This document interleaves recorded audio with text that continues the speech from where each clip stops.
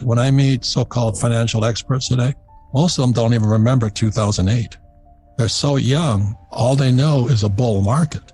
All they know is that interest rates kept dropping, bond rates kept dropping, the price of stocks went up, real estate went up, everything was going up. We call it the everything bubble. Be careful of the age of the person you take advice from too. Oh. So, a bond is this. Let's say if a bond is paying 10% is worth so much money. But if the interest rates, inflation goes to 20%, the value of the bond drops. And what most people do not realize, the bond market is 1 million times bigger than the stock market. The point here is back when I was just starting out, very exciting times. And that's what I'm saying is how old was the advisor? But this is the other part about it is so many of these idiots out there, there's no cure for stupidity. We've seen a lot of it over our times. But this, I have the 60-40 mix. That means they have 40% this and 60% bonds. And they're operating by these formulas that worked right after 2008. This ain't 2008. The point here, ladies and gentlemen, this bond market is the biggest in the world.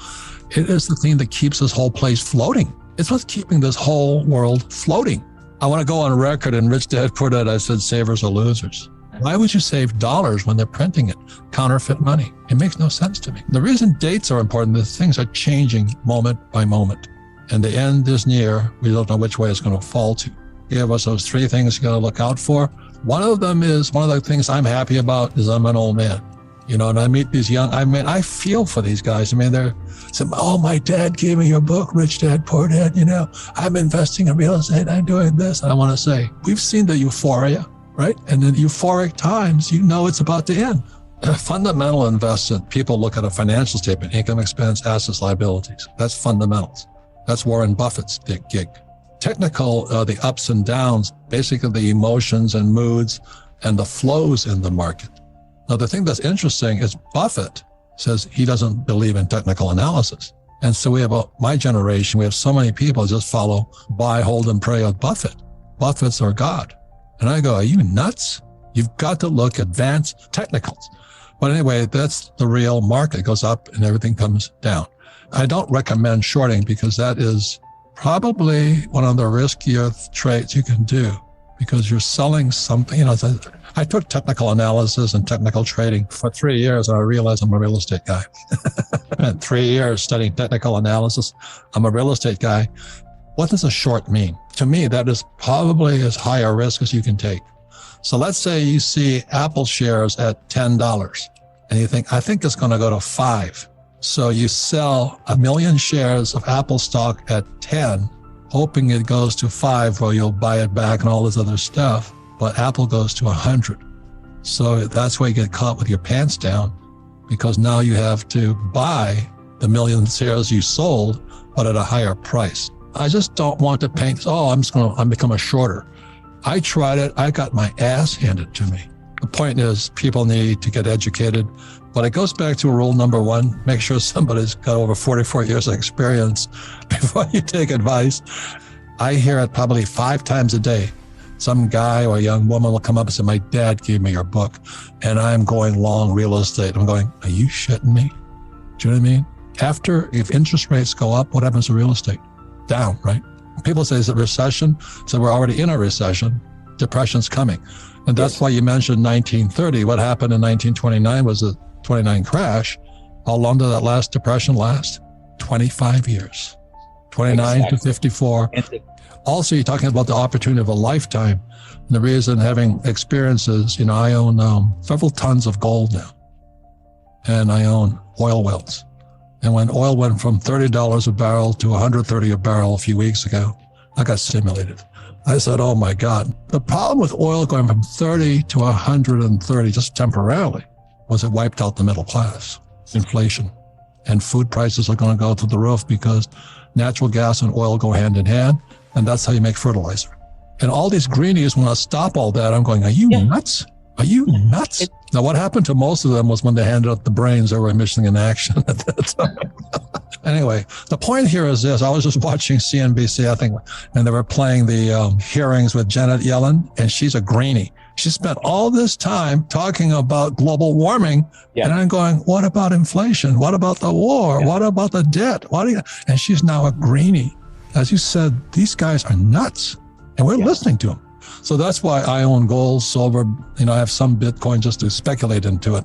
But you have Treasury Yellen, you have Fed, and then you have this guy Biden and Kamala, the border czar. She's never been to the border except the Ukraine. So, you can't get any stranger than this. There's tortoise and hares. Guys who are short are hares, they're rabbits. Real estate guys are tortoises, and I'm a tortoise. You must recognize your weaknesses. Yeah, I don't own stocks, but I own gold mines. You know what I mean? And I own tons of gold that I control. And I own oil wells. I don't own Exxon or BP and all that stuff. I own the oil well. I'm a hard asset guy, but I'm still the fat ass turtle walking around the place. But I got to be ahead of the curve here. And that's when the changes started, because in 1971, Nixon took the dollar off the gold standard.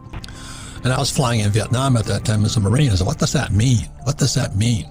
Well, taking the dollar off the gold standard said money became trash. And then I come home and my poor dad always say to me, well, you got to go to school and save money. Oh, Jesus. I said, why am I going to listen to an old Japanese guy, my father? So I went to listen to an old Chinese guy, my rich dad. I get a little disturbed every time because it happens like 5 times a day. A young man or young woman come up to me. Oh, I'm getting my real estate license. Oh, I'm buying real estate. I said, at the top of a market?